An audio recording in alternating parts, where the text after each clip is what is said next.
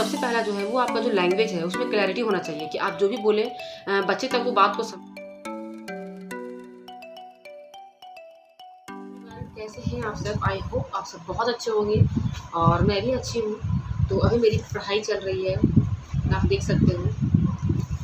ये है मेरी पढ़ाई चल रही है, जो मुझे अभी क्लास लेना पड़ रहा है, आप इसको डेमो कह सकते हैं।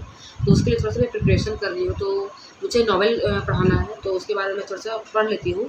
तो जो नॉवेल का नाम है वो है मिडनाइट चिल्ड्रन। तो इसको थोड़ा सा मैं देख लेती हूँ ताकि वहाँ पे मुझे परफॉर्म करने में कोई दिक्कत ना आए। देखिए, कुछ भी है, किसी भी चीज़ को आपको प्रिपेयर पहले से करना ही होता है ताकि आप किसी भी फील्ड में जा रहे हैं तो हल्का सा आपका प्रिपरेशन होना बहुत ज़रूरी है। तो मुझे भी थोड़ा सा टाइम मिला है, तो मैं उसको पढ़ लेती हूँ। उसको मैं यहाँ नोट्स टाइप से बना ली हूँ, मैं तो समरी कर ली हूँ, पढ़ लूँगी इसको और मैं इसको रिकॉर्ड कर लूँगी और ब्लूटूथ से इसको सुनूँगी। जब ये मैं कुछ काम करती रहूँगी तो मैं इसको सुनूँगी। तो अभी मेरा जो मेन फोकस है वो मुझे क्लास पे है। तो मेरा अब ऐसा पता चला है कि मेरे पास 1 दिन का डेमो और रहेगा। उसके बाद जो भी रिज़ल्ट आएगा वो 1 मंथ के बाद पता चलेगा कि क्या मेरा रिज़ल्ट है या क्या है, नहीं है। तो बस यही रहेगा इस तरह से। और इस बीच में मुझे और भी कहीं जाना पड़ेगा क्लास लेने के लिए, स्कूल वगैरह में। तो वो तो फिर बात की बात है, वो ब्लॉग आने वाले ब्लॉग में पता चलता ही रहेगा। तो यहाँ पे आपका सवाल होता होगा तो क्या मैंने यूपीएससी का स्टडी जो है वो स्टॉप कर दिया है? तो इसका जवाब है बिल्कुल नहीं। उसको पढ़ने का मेरा अलग टाइम है और इसको पढ़ने का मेरा अलग टाइम है। जैसे कि होता है क्या कि हम लोग किसी भी काम को करते हैं तो साथ में हम लोगों को एक्स्ट्रा काम, जैसे कि जो हमारा उसको कह सकते जो फिक्स काम है, जो आपका एक मतलब आपका एक मजबूत कड़ी बन सकता है, उसको भी पकड़ना है। ऐसी बात नहीं है कि हम लोग सिर्फ एक ही चीज़ को करेंगे। और पढ़ाई का क्षेत्र में सब एक जैसा रहता है, ठीक है। सारे का लिंक एक जैसा है। ऐसा बात नहीं है कि वो खाना बनाना था और ये पढ़ना है, नहीं, पढ़ना ही सब कुछ है। मतलब एक ही सबका एक ही क्राइटेरिया होता है। तो इस तरह से है कि जैसे जिसका समय जब जो आएगा मैं उसके बारे में सोचती हूँ।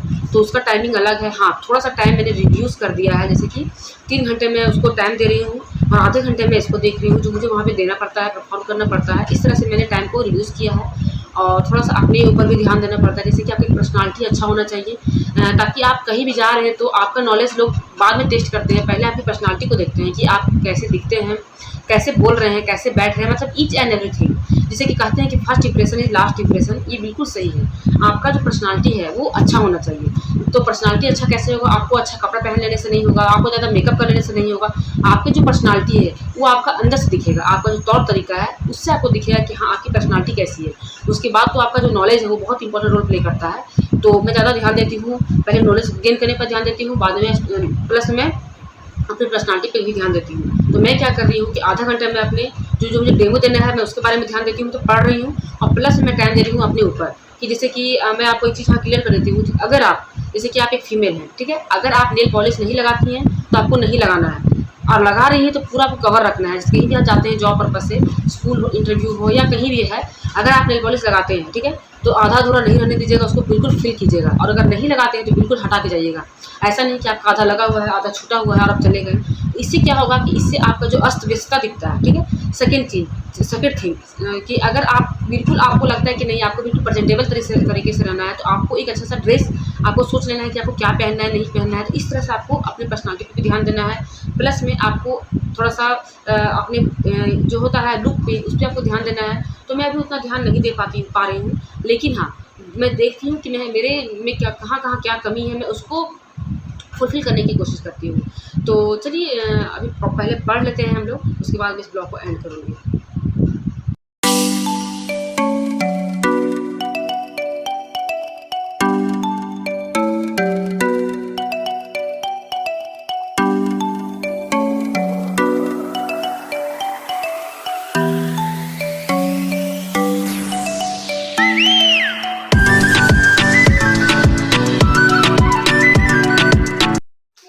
तो आई होप आपको ये छोटा सा ब्लॉग अच्छा लगा होगा, कुछ इन्फॉर्मेशन आपको मिला होगा। क्योंकि मैं ज़्यादातर कोशिश करती हूँ कि अपने ब्लॉग में अगर मैं काम दिखाती हूँ तो मैं काम के साथ पढ़ाई भी दिखाती हूँ, और अगर मैं पढ़ाई दिखाती हूँ तो उसमें आपको साथ में टिप्स भी देती हूँ। जैसे कि अभी जो भी मेरे लाइफ में मैं जो एक्सपीरियंस कर रही हूँ मैं उसके बारे में आपको बता रही हूँ।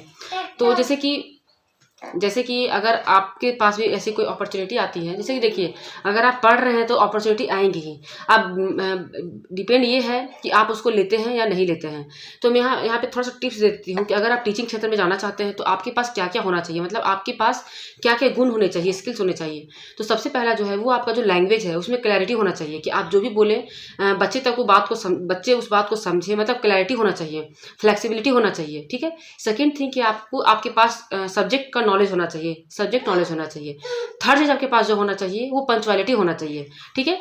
फोर्थ जो होना चाहिए वो आपके पास चाइल्ड साइकोलॉजी का नॉलेज होना चाहिए कि बच्चे क्या सोचते हैं। जैसे कि अगर आप बच्चे को पढ़ाते हैं और बच्चे नहीं समझ पाते हैं तो इसमें आपको फाइंड आउट करना है कि वो समझ क्यों नहीं पा रहे हैं, क्या बिहाइंड, क्या उनके बिहाइंड रीजन होना चाहिए या क्या हो सकता है। इस तरह के बात को आपको समझने, अगर आप जब समझने लगेगा तभी आप एक अच्छे टीचर बन सकते हैं। और फिफ्थ होना चाहिए जो आपका पोलाइट नेचर होना चाहिए, मतलब धैर्य आपके पास होना चाहिए। अगर आप बच्चे को 4 बार सिखाते हैं नहीं समझ पाते हैं बच्चे, 5 बार सिखाइए नहीं समझ पाते हैं बच्चे, तो आपको ये नहीं समझना है कि बच्चा कमज़ोर है या मेरे में ही कोई फॉल्ट है या कुछ भी है। आपको मतलब पैनिक नहीं हो जाना है, आपको उसको बार बार समझाना है जितना देर तक वो नहीं समझेगा। और अगर नहीं समझता है तो आपको रीजन को फाइंड आउट करना है कि वो क्यों नहीं समझ रहा है, क्या प्रॉब्लम उसके साथ है।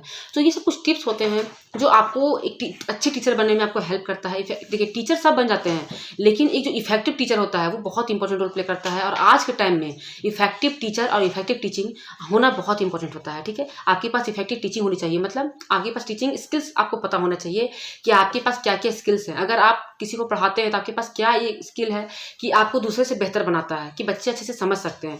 तो ये सब का नॉलेज आपके पास होना ही चाहिए ताकि आपको कहीं भी कोई प्रॉब्लम ना हो और आप एक अच्छे टीचर बन सकें।